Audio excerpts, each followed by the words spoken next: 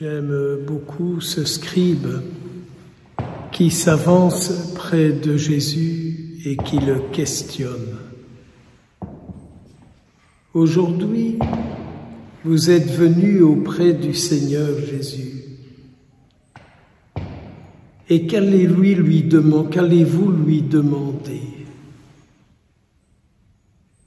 Ce scribe, il est bien conscient de qui il est. Il est bien conscient de ses connaissances, il est bien conscient de son intelligence et il est aussi conscient de sa pauvreté. Ce n'est pas parce que je sais beaucoup de choses sur toi, Seigneur, que pour autant je vis avec toi et que ma vie est la réalisation de ce que tu espères de moi. C'est un peu cet homme qui manque de repères. Et toutes ses connaissances sur Dieu, Jésus lui dit, tu connais beaucoup de choses sur lui, mais est-ce que tu l'aimes vraiment? Qu'est-ce que je dois faire? Aimer Dieu. Et donc Jésus lui fait remarquer la pauvreté de l'amour qu'il porte à Dieu. Moi, ça me touche beaucoup, vous savez. Quand on dit « Oh, celui-là, c'est un grand théologien. Oh, celui-là, c'est un grand bibliste. Oh, celle-là, elle a fait de hautes études en spiritualité. » Et on pourrait comme ça continuer la très sainte liste de la façade. Et entendre Jésus lui dire à tout ce monde-là, est-ce que tu aimes Dieu de tout ton cœur, de toute ton âme et de toute ta force? Ah oui, tu peux expliquer beaucoup de choses sur Dieu. Tu peux donner beaucoup de choses que tu connais de lui, mais prouve-moi que tu l'aimes. Prouve-moi que tu l'aimes de tout ton cœur, de toute ton âme et de toute ta force. Et Jésus dit, et tu vois le second commandement, c'est d'aimer ton prochain comme toi-même.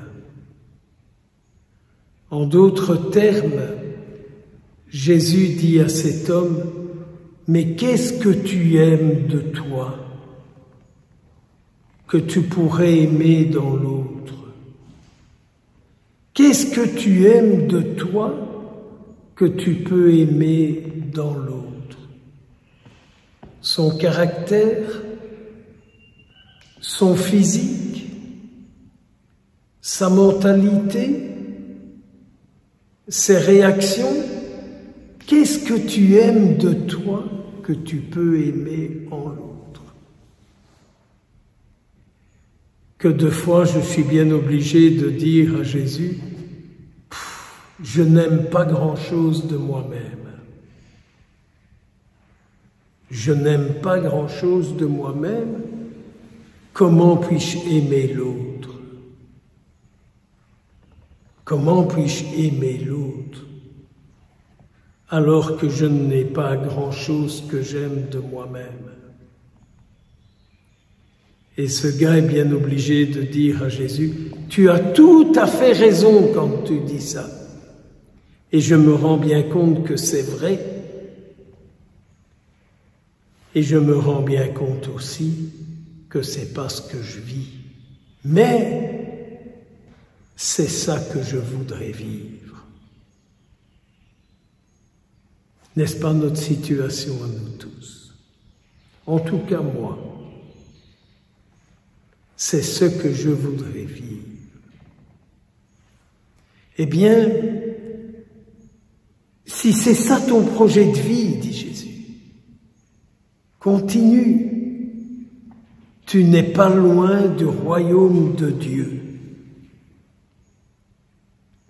Si c'est ça ton projet de vie, tu n'es pas loin du royaume de Dieu. Est-ce que vous croyez que c'est de vous que Jésus a parlé aujourd'hui? Croyez-vous qu'il a parlé pour vous? Croyez-vous que c'est sur vous que Jésus prononce toutes ces paroles que nous venons d'entendre? Alors, on comprend cette parole de la deuxième lettre de saint Paul à Timothée que nous avions entre l'Alléluia. Notre Sauveur, le Christ Jésus, a détruit la mort